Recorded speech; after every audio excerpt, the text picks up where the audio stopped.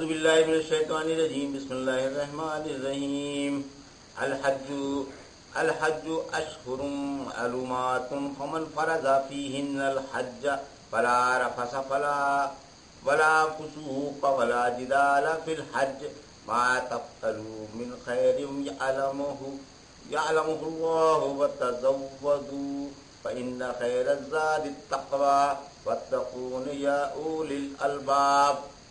ترجمہ ہے، حج کے مہینے معلوم ہیں، پھر جو شخص ان مہینوں میں اپنے اوپر حج فرض کر لے اسے حج میں بیوی سے ملنا، گناہ کرنا، لڑنا جھگڑنا جائز نہیں۔ اللہ تمہاری ہر نیکی جانتا ہے اور سامان سفر لے لیا کرو، یاد رکھو بہترین توشہ اللہ کا ڈر ہے، اور اے اہل دانش مجھ ہی سے ڈرتے رہو۔ حج کا احرام کب باندھا جائے؟ تفصیل۔ الحج اشہر معلومات، سنت یہی ہے کہ حج کا احرام حج کے مہینوں ہی میں باندھا جائے، دوسرے مہینوں میں حج کا احرام نہیں، اور دلیل الحج اشہر معلومات ہے۔ حج کا وقت معلوم مہینے ہیں، جیسے نماز وقت سے پہلے صحیح نہیں، اسی طرح حج کا احرام وقت سے پہلے صحیح نہیں۔ جابر رضی اللہ تعالیٰ عنہ کہتے ہیں کہ اللہ کے رسول صلی اللہ علیہ وسلم نے فرمایا، کسی کو یہ لائق نہیں کہ دوسرے مہینوں میں حج کا احرام باندھے، احرام حج ہی کے مہینوں میں باندھنا چاہیے، کیونکہ قرآن میں ہے یسألونک عن الأہلۃ، لوگ آپ سے چاندوں کے بارے میں پوچھتے ہیں، آپ فرما دیں کہ یہ لوگوں کے اور حج کے اوقات ہیں۔ نیز حج اور عمرے دونوں کو نسک کہتے ہیں، چونکہ عمرے کا احرام سال کے ہر حصے میں باندھا جاتا ہے، اس لیے حج کا احرام صرف حج کے مہینوں ہی میں باندھنا چاہیے۔ ابن عمر رضی اللہ تعالیٰ عنہ فرماتے ہیں، حج کے مہینے شوال، ذی القعدہ اور ذی الحج کے 10 دن۔ محرم کو بیوی سے ملنا حرام ہے۔ پھر فرمایا، پھر جو ان مہینوں میں اپنے اوپر حج فرض کر لے، یعنی احرام باندھ کر حج لازم کر لے، معلوم ہوا کہ حج کا احرام باندھنا حج کے پورا کرنے کو لازم ہے۔ یہاں فرض سے لزوم مراد ہے، رفث سے بیوی سے ملنا مراد ہے۔ فرمایا احل لکم، تمہارے لیے روزے کی راتوں میں بیویوں سے ملنا حلال ہے۔ احرام میں جمع ہی سے ممانعت ہے، بلکہ اس کے اسباب بوس و کنار، معانقہ وغیرہ سے بھی بچنا ضروری ہے، اور عورتوں کے پاس اس قسم کی باتوں سے بھی بچنا لازم ہے۔ فسوق سے گناہ گالی گلوچ مراد ہے، یعنی فسق سے تمام وہ باتیں مراد ہیں جن سے حالت احرام میں روک دیا گیا۔ اللہ کے رسول صلی اللہ علیہ وسلم نے فرمایا، جس نے اس گھر کا حج کیا اور اثناء حج میں صحبت و گناہ سے بچا رہا، وہ گناہوں سے ایسا پاک ہو جائے گا جیسے آج ہی پیدا ہوا ہو۔ حج میں فسق و جنگ و جدل کی ممانعت۔ ایک حدیث میں ہے، سباب المسلم فسوق وقتالہ کفر، مسلمانوں کو گالیاں دینا فسق ہے اور جنگ کرنا کفر ہے۔ پھر فرمایا کہ حج میں جنگ و جدال بھی نہیں۔ رحمت عالم صلی اللہ علیہ وسلم نے فرمایا، جس نے اپنا حج پورا کر لیا اور مسلمان اس کی زبان اور ہاتھ سے محفوظ رہے، اس کے سارے اگلے گناہ معاف ہو۔ حج میں نیکیاں کرنے کی ترغیب۔ پھر فرمایا، اللہ تمہاری ہر نیکی جانتا ہے۔ اس سے پہلے حالت احرام میں بری باتوں سے نفرت دلائی گئی تھی، اب اچھی باتوں کی رغبت دلائی جا رہی ہے، اور بتایا جا رہا ہے کہ اللہ تمہاری ایک ایک نیکی سے خبردار ہے، اور قیامت کے دن تمہیں ان کا پورا بدلہ عطا فرمائے گا۔ سفر میں حسب ضرورت سامان لے کر جانا ضروری ہے۔ پھر فرمایا، سامان سفر لے کر چلو، اور بہترین سامان سوال سے بچنا ہے۔ ابن عباس رضی اللہ تعالیٰ فرماتے ہیں، بعض لوگ حج کے لیے ننگے بھوکے نکل کھڑے ہوتے تھے اور خیال کر لیتے تھے کہ ہم اللہ کے مہمان بن کر جا رہے ہیں، کیا اللہ ہماری مہمان نوازی نہیں فرمائے گا؟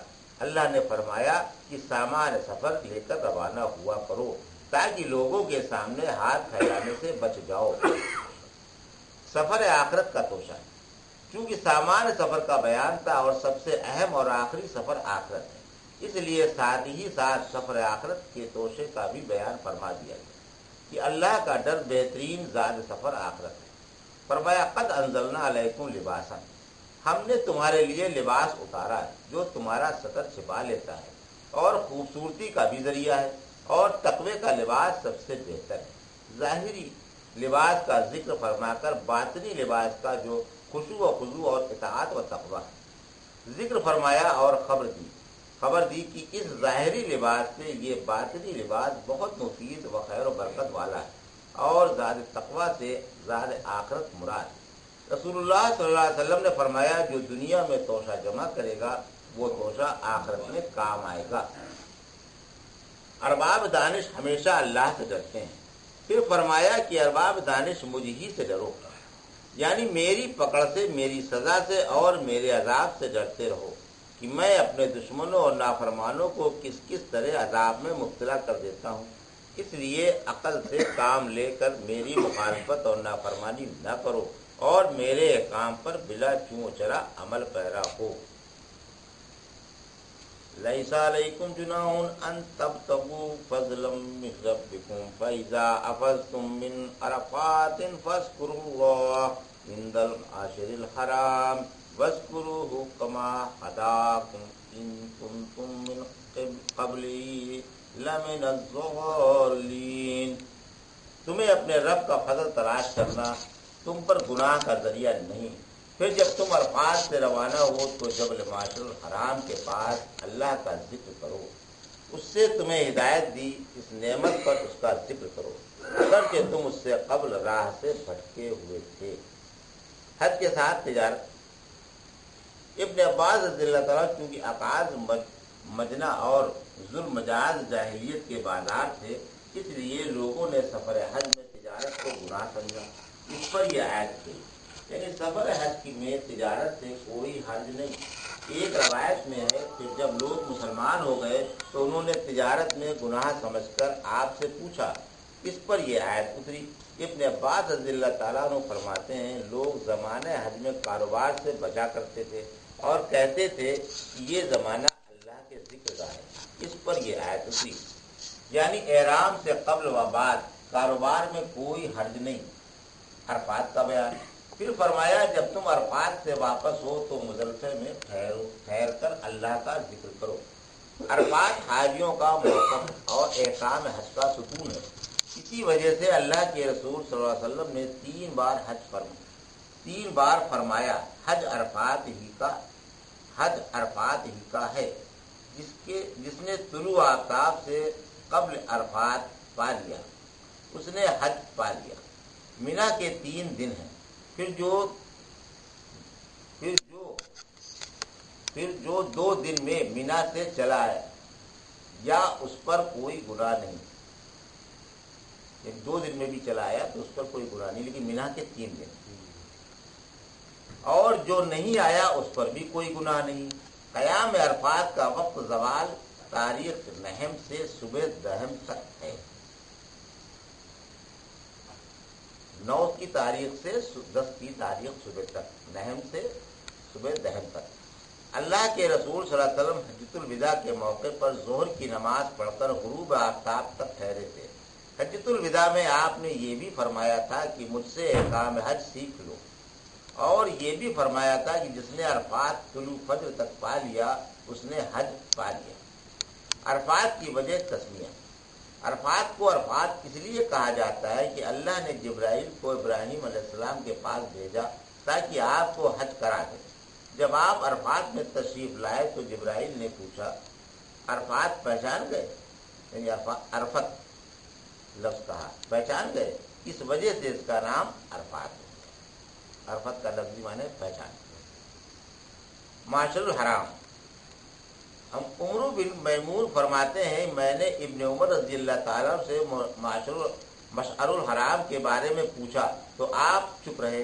جب آپ ہماری سواریوں کے ساتھ مزدلفہ میں اتر آئے تو پوچھا مشعر الحرام کے بارے میں پوچھنے والا کہاں ہے؟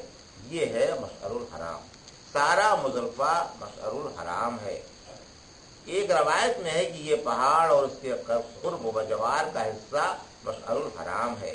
آپ نے کوہ قضا پر بھیڑ دیکھ کر پوچھا کیا بات ہے، لوگ کیوں جمع ہیں؟ یہاں کی ساری جگہ مشعر الحرام ہے، یعنی دونوں پہاڑوں کی درمیانی تمام جگہ مشعر الحرام ہے۔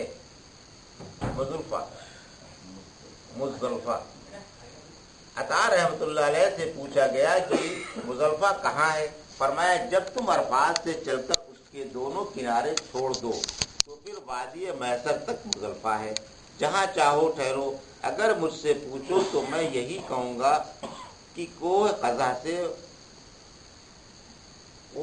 سے ورے ہی ٹھہر جاؤ، کوہ قضا سے ورے ہی ٹھہر جاؤ تاکہ راستے سے بچ جاؤ۔ مشعر ظاہری نشانوں کو کہتے ہیں۔ مزدلفہ کو مشعر الحرام اس لیے کہا جاتا ہے کہ یہ حرم میں داخل ہے۔ اظہار شکر، پھر فرمایا کہ اللہ کا ذکر کر کے اس کا شکر ادا کرو کہ اللہ نے وضاحت سے احکام حج بیان کر کے تمہاری رہنمائی فرمائی اور تمہیں خلیل اللہ کی ہو بہو سنت بتا دی، حالانکہ اس سے پہلے تم بالکل بے خبر تھے، یعنی اس رہنمائی سے یا رسول اللہ صلی اللہ علیہ وسلم سے یا قرآن سے پہلے تم کچھ نہیں جانتے تھے۔ ثم افیضوا من حیث افاض الناس واستغفروا اللہ ان اللہ غفور رحیم۔ تم بھی اسی جگہ سے لوٹو جہاں سے لوگ لوٹتے ہیں اور اللہ سے مغفرت مانگتے رہو، یاد رکھو اللہ خوب معاف کرنے والا اور بڑا ہی مہربان ہے۔ مشعر الحرام پر ٹھہر کر ذکر کرو، شکر کی تاکید۔ عرفات میں ٹھہرنے والوں کو حکم ہے کہ مزدلفہ جا کر مشعر الحرام میں ٹھہر کر اللہ کا ذکر کرے، اور یہ بھی حکم ہے کہ تمام عوام افواج کو عرفات ہی میں ٹھہرنا چاہیے اور جاہلیت کی رسم چھوڑ دینی چاہیے کہ عوام تو عرفات میں ٹھہرا کرتے تھے مگر قریشی بطور امتیاز کے حد حرم سے باہر نہیں جایا کرتے تھے اور حرم کے آخری کنارے پر ٹھہر جایا کرتے تھے۔ کہتے تھے کہ ہم اللہ والے اس شہر کے رئیس اور اللہ کے گھر کے مجاور ہیں۔ صدیقہ رضی اللہ تعالیٰ نے فرماتی ہیں قریشی اور ان سے اجازت یافتہ اشخاص مزدلفہ میں ٹھہر جایا کرتے تھے اور اپنے آپ کو احمد کہتے تھے، اور دیگر تمام حاجی عرفات میں ٹھہرا کرتے تھے۔ اسلام میں اللہ نے اپنے نبی صلی اللہ علیہ وسلم کو حکم دیا کہ آپ عرفات ہی میں ٹھہریں، پھر وہاں سے چل کر مزدلفہ آئے۔ ابن عباس رضی اللہ تعالیٰ نے فرمایا افاظہ سے کنکریاں مارنے کے لیے مزدلفہ سے مینا جانا مراد ہے۔ الناس سے ابراہیم علیہ السلام مراد ہیں، یعنی تم بھی وہیں سے لوٹو جہاں سے ابراہیم علیہ السلام لوٹے تھے۔ حج کے بعد استغفار کا حکم، پھر فرمایا یا استغفار کرو، چونکہ عبادتوں کے بعد عموماً دعائے مغفرت کی جاتی ہے، اسی وجہ سے جب اللہ کے رسول صلی اللہ علیہ وسلم نماز سے فارغ ہوتے تو 3 بار استغفر اللہ فرمایا کرتے تھے۔ اس کو ذہن نشین کر لیجئے، ہر نماز کے بعد سلام پھیرنے کے بعد ایک تکبیر ہے اللہ اکبر کی، جو تکبیر اللہ کے نبی صلی اللہ علیہ وسلم اتنی بلند آواز سے کہتے تھے کہ حجرے میں ام المومنین جو ہیں وہ سمجھ جاتی تھی کہ آپ کی نماز پوری ہے۔ اور استغفر اللہ استغفر اللہ استغفر اللہ یہ 3 بار فرماتے۔ ابو بکر رضی اللہ تعالیٰ نے اللہ کے رسول صلی اللہ علیہ وسلم سے نماز میں پڑھنے کے لیے دعا پوچھی تو آپ نے یہ دعا بتائی، اللہم انی ظلمت نفسی ظلما کثیرا ولا یغفر الذنوب الا انت فاغفر لی مغفرۃ من عندک وارحمنی انک انت الغفور الرحیم، یعنی اے اللہ میں نے اپنے اوپر خوب ظلم کیا اور گناہ تو ہی معاف فرماتا ہے، مجھے اپنے پاس والی مغفرت عطا فرما اور مجھ پر رحم فرما، بلا شبہ تو بڑا ہی بخشنے والا اور خوب مہربان ہے۔ فَإِذَا قَضَيْتُم مَّنَاسِكَكُمْ فَاذْكُرُوا اللَّهَ كَذِكْرِكُمْ آبَاءَكُمْ أَوْ أَشَدَّ ذِكْرًا فَمِنَ النَّاسِ مَن يَقُولُ رَبَّنَا آتِنَا فِي الدُّنْيَا وَمَا لَهُ فِي الْآخِرَةِ مِنْ خَلَاقٍ وَمِنْهُم مَّن يَقُولُ رَبَّنَا آتِنَا فِي الدُّنْيَا حَسَنَةً وَفِي الْآخِرَةِ حَسَنَةً وَقِنَا عَذَابَ النَّارِ اولئک لهم نصیب مما کسبوا واللہ سریع الحساب۔ پھر جب تم اپنے ارکان حج ادا کر سکو تو اللہ کا ذکر کرو جیسے اپنے باپ دادا کا ذکر کیا کرتے تھے، بلکہ اس سے بھی زیادہ۔ پھر بعض تو یہ دعا مانگتے ہیں کہ اے ہمارے رب ہمیں دنیا میں بھلائی عطا فرما، آخرت میں ایسے لوگوں کا کچھ حصہ نہیں، اور بعض دعا مانگتے ہیں کہ اے ہمارے رب ہمیں دنیا میں بھی بھلائی عطا فرما اور آخرت میں بھی۔ اور ہمیں جہنم کے عذاب سے بچا۔ انہی کے لیے ان کے عملوں کا حصہ ہے اور اللہ جلد حساب لینے والا ہے۔ یہ ایک جامع دعا ہے، ربنا آتنا فی الدنیا، کہ قرآن میں ایک جگہ پر اس کا نزول ہوا، اور یہ اس لیے کہ جو مشرکین عرب تھے وہ حج کرتے تھے، حج کرنے کے بعد وہ دعا تو مانگتے تھے لیکن صرف دنیا مانگتے تھے۔ اللہ رب العزت نے یہ آیت نازل فرما کر کے اہل مسلمان ایمان والوں سے کہا کہ نہیں، دنیا کے ساتھ آخرت کی مانگو، یعنی حج سے فارغ ہو کر خوب ذکر اللہ کرو، جیسے جاہلیت میں باپ دادا کا ذکر کیا کرتے تھے، یا جیسے اولاد ماں باپ کو یاد کرتی رہتی ہے، اسی طرح اللہ کو یاد کرتے رہو۔ پھر کثرت ذکر اللہ کے بعد دعائیں مانگنے کی ترغیب دی گئی ہے، کیونکہ حج قبولیت کا عمل ہے اور اس کے پاس والی گھڑیاں قبولیت کی ہیں۔ پھر ان کی برائی بیان کی جو دنیا مانگتے ہیں اور آخرت بالکل چھوڑ دیتے ہیں، ایسے لوگوں کو آخرت میں کچھ بھی حصہ نہیں۔ ابن عباس رضی اللہ تعالیٰ فرماتے ہیں، بعض دیہاتی موقف میں ٹھہر کر یہ دعا مانگا کرتے تھے کہ اے اللہ اس سال خوب بارش فرما، خوب خیر و برکت عطا فرما، ارزانی کر اور گرانی دور فرما۔ آخرت سے بالکل قطع نظر کر لیا کرتے تھے۔ اللہ نے انہی لوگوں کے بارے میں یہ آیت اتاری، دین و دنیا کی بھلائیاں مانگنے کا حکم، کیونکہ مومن دین و دنیا دونوں جہانوں کی خیر و برکت اور بھلائیاں مانگا کرتے تھے، اس لیے ان کی تعریف کی گئی اور قبولیت کی بشارت دی گئی۔ یہ بڑی جامع دعا ہے اور دنیا اور آخرت کی تمام بھلائیوں کو شامل ہے اور تمام برائیوں سے محفوظ رکھتی ہے، کیونکہ دنیاوی بھلائی میں تو دنیا کی ہر حاجت آ گئی، مثلا حصول، عافیت، صالح بیوی، کشادہ گھر، فراخ روزی، مفید علم، نیک عمل، برکت والی سواری، عزت و آبرو اور دنیا کی تمام آرام دہ چیزیں، اور آخرت کی اعلیٰ درجے کی بھلائی حصول جنت ہے۔ پھر اس کے لوازم میں مثلا موقف کی گھبراہٹ سے نجات ملنا، حساب کا آسان ہونا اور اعمال ناموں کا سیدھے ہاتھوں میں آنا وغیرہ۔ اس لیے آخر میں فرمایا کہ ایسے ہی لوگوں کے لیے ان کی کمائی کا حصہ ہے۔ وَاذْكُرُوا اللَّهَ فِي أَيَّامٍ مَّعْدُودَاتٍ فَمَن تَعَجَّلَ فِي يَوْمَيْنِ فَلَا إِثْمَ عَلَيْهِ وَمَن تَأَخَّرَ فَلَا إِثْمَ عَلَيْهِ لِمَنِ اتَّقَىٰ وَاتَّقُوا اللَّهَ وَاعْلَمُوا أَنَّكُمْ إِلَيْهِ تُحْشَرُونَ۔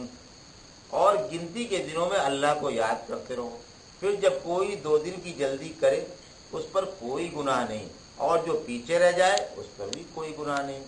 یہ پرہیزگاروں کا حکم ہے، تم اللہ سے ڈرتے رہو اور یقین مانو کہ اللہ ہی کے پاس جمع کیے جاؤ گے۔ ایام تشریق میں ذکر اللہ کی کثرت۔ ابن عباس رضی اللہ تعالیٰ فرماتے ہیں، ایام معدودات سے ایام تشریق کو اور ایام معلومات سے ذی الحج کا پہلا عشرہ مراد ہے۔ رحمت عالم صلی اللہ علیہ وسلم نے فرمایا، ذی الحج کی 9ویں، 10ویں، 11ویں، 12ویں اور 13ویں تاریخ ہم مسلمانوں کے عید کے ایام اور کھانے پینے کے دن ہیں۔ ایام تشریق کھانے پینے اور ذکر اللہ کے دن ہیں۔ پنچگانہ فرائض کے بعد تکبیروں کا وقت، ذکر سے پنچ وقتہ فرائض کے بعد تکبیریں مراد ہیں، اور مطلق ذکر بھی مراد ہو سکتا ہے۔ عرفے کی صبح سے پچھلے یوم تشریق کے عصر کی نماز تک ہے۔ ہر فرض نماز کے بعد تکبیر زوائد کا کہنا مسنون ہے۔ ذکر اللہ میں جمرات پر کنکریاں مارتے وقت تکبیر کا کہنا بھی شامل ہے۔ اللہ کے رسول صلی اللہ علیہ وسلم نے فرمایا کہ طواف کعبہ، سعی، صفا و مروہ اور جمرات پر کنکریاں مارنا اللہ کا ذکر قائم کرنے کے لیے ہے۔ تقوی کا حکم، چونکہ اللہ نے پہلی اور دوسری واپسی کا ذکر فرمایا تھا، اب لوگ یہ مقامات مقدسہ چھوڑ کر اپنے اپنے وطن لوٹ جائیں گے، اس لیے ارشاد فرمایا کہ اللہ سے ڈرتے رہو اور یقین مانو تمہیں ایک دن اللہ ہی کے سامنے جمع ہونا۔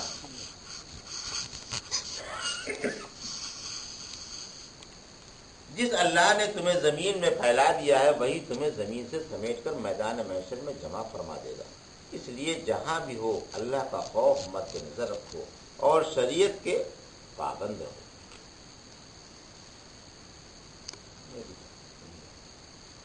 وَمِنَ النَّاسِ مَن يُعْجِبُكَ قَوْلُهُ فِي الْحَيَاةِ الدُّنْيَا وَيُشْهِدُ اللَّهَ عَلَى مَا فِي قَلْبِهِ وَهُوَ أَلَدُّ الْخِصَامِ۔ اذا تولى سعى في الارض ليفسد فيها ويهلك الحرث والنسل والله لا يحب الفساد واذا قيل له اتق الله اخذته العزة بالاسم فحسبه جهنم وبئس المهاد ومن الناس من يشري نفسه ابتغاء مرضات الله والله رؤوف بالعباد۔ اور آپ کو بعض لوگوں کی دنیاوی باتیں اچھی معلوم ہوتی ہیں اور وہ اپنے دل کی باتوں پر اللہ کو گواہ بھی ٹھہراتا جاتا ہے، حالانکہ وہ سخت جھگڑالو ہے، اور جب وہ واپس جاتا ہے تو زمین پر فساد مچانے کی، کھیتی برباد کرنے کی اور فصل کاٹنے کی کوشش میں لگا رہتا ہے، اور اللہ فساد پسند نہیں فرماتا۔ اور جب اس سے کہا جاتا ہے کہ اللہ سے ڈر جاؤ تو غرور اسے اور بھی گناہوں پر ابھارتا ہے۔ اسے جہنم کافی ہے جو انتہائی بدترین جگہ ہے۔ بعض لوگ وہ بھی ہیں جو اپنی جانیں اللہ کی رضا کے لیے بیچ ڈالتے ہیں، اور اللہ بندوں پر بڑا ہی شفیق و مہربان۔ منافقوں کا بیان۔ نوح بقالی جو تورات و انجیل کے عالم تھے اور مسلمان ہو چکے تھے، وہ فرماتے ہیں کہ میں اللہ کی کتاب میں اس امت کے بعد لوگوں کی برائیاں پاتا ہوں، یہ دین بیچ کر دنیا کمائیں گے اور ان کی زبانیں شہد سے زیادہ میٹھی ہوں گی مگر دل ایلوے سے زیادہ کڑوے ہوں گے، لوگوں کے دکھاوے کے لیے بکری کی کھالیں پہن لیں گے مگر ان کے دل بھیڑیوں جیسے ہوں گے۔ اللہ فرماتا ہے کہ ان کی جرات کو دیکھو، مجھے دھوکہ دینا چاہتے ہیں، مجھے اپنی ذات کی قسم ان پر ایک ایسا فتنہ بھیجوں گا جس سے ارباب حل و عقد بھی حیران و پریشان ہو جائیں گے۔ عد کے لغوی معنی ٹیڑھے کے ہیں۔ فرمایا وَتُنذِرَ بِهِ قَوْمًا لُدًّا۔ مریم آپ اس قرآن سے ٹیڑھے لوگوں کو ڈراتے ہیں۔ یہی حال منافقوں کا ہے کہ وہ جھگڑتے وقت جھوٹ بولتے ہیں، سیدھی بات پر نہیں جمتے اور حق سے ہٹ جاتے ہیں، بلکہ الزام تراشتے اور بکواس کیا کرتے ہیں۔ رحمت عالم صلی اللہ علیہ وسلم نے فرمایا منافق کی 3 نشانیاں ہیں: جب بات کرے تو جھوٹ بولے، جب معاہدہ کرے تو توڑ ڈالے، اور جب جھگڑے تو گالی گلوچ پر اتر آئے۔ اللہ کے نزدیک سب سے برا آدمی سخت جھگڑالو شخص ہے۔ اوپر بیان تھا کہ اس کے اقوال بدترین ہیں، یہاں بیان ہے کہ اس کے افعال بھی بدترین ہیں، یعنی اس کی باتیں ٹیڑھی اور جھوٹی، عقیدے گندے اور کرتوت گھناؤنے ہیں، یہاں صحیح سے قصد مراد ہے۔ بہرحال منافقوں کا کام فساد و گڑبڑ کرنا، کھیتیاں اور باغات اجاڑنا اور نسل منقطع کرنا، جن پر لوگوں کی زندگیاں موقوف ہیں۔ پھر فرمایا کہ اللہ فساد کو اور فساد پسندوں کو پسند نہیں فرماتا۔ منافق نصیحت نہیں مانتے۔ اگر اس قسم کے فساد پسندوں کو نصیحت کی جائے کہ سیدھی راہ اختیار کر کے سیدھے ہو جاؤ تو مانتے نہیں، اور غرور کی وجہ سے حق سے باز رہتے ہیں، بلکہ جوش مخالفت اور ضد میں آ کر اور گناہوں پر پل پڑتے ہیں۔ فرمایا وَإِذَا تُتْلَىٰ عَلَيْهِمْ، سورہ حج کی آیت ہے، اور جب ان کے سامنے ہماری صاف صاف آیتیں پڑھی جاتی ہیں تو آپ دیکھتے ہیں کہ ان کافروں کے چہرے چڑھ جاتے ہیں اور ایسا معلوم ہوتا ہے کہ پڑھنے والوں پر جھپٹ پڑیں گے۔ آپ فرما دیں سنو، کیا میں تمہیں اس سے بھی بدتر خبر نہ سناؤں؟ اللہ نے کافروں کے لیے جہنم کا وعدہ فرمایا ہے جو بدترین ٹھکانہ ہے۔ اس آیت میں بھی جہنم ہی ان کا ٹھکانہ بتایا گیا، اور یہ بھی کہ جہنم عذاب کے لیے کافی ہے۔ صحیح رومی جب مکے سے ہجرت کر رہے تھے تو مشرکین مکہ نے ان کا سارا مال لے لیا تھا۔ ان کے بارے میں نیز مجاہدین اسلام کے بارے میں یہ آیت اتری اور اس میں مجاہدوں کی مدح ہے۔ فرمایا ان اللہ اشتری، سورہ توبہ کی آیت ہے، اللہ نے مومنوں سے جنت کے بدلے ان کی جان اور ان کا مال خرید لیا ہے۔ یہ اللہ کی راہ میں جہاد کرتے ہیں، مارتے ہیں اور خود بھی مارے جاتے ہیں۔ تورات، انجیل اور قرآن میں اللہ نے ان سے پکا وعدہ کر لیا ہے، پھر جو اللہ سے کیا ہوا معاہدہ پورا کرے اسے اس کا معاملہ بے مبارک ہو، یہی سب سے بڑی کامیابی ہے۔